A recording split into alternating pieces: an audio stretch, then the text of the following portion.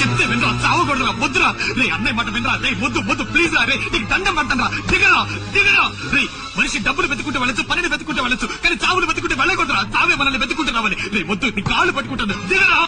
నేను ఆల్రెడీ చచ్చిపోయాను, ఇది కేవలం శవం అన్నయ్య, ఈ శవం ఇక్కడ ఉండకూడదు, నేను పోతానన్నయ్య. ఈ లోకల్లో నువ్వు తప్ప నాకు ఇంకెవరున్నారా?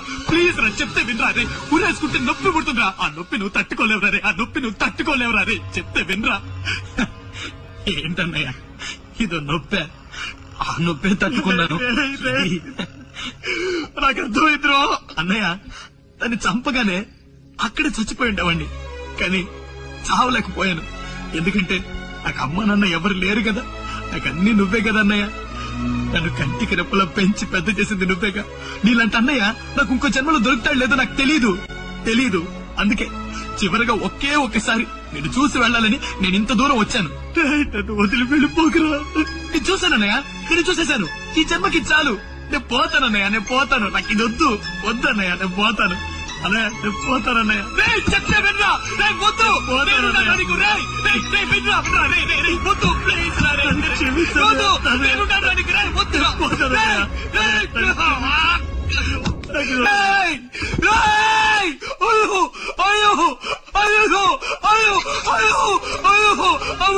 అయ్యో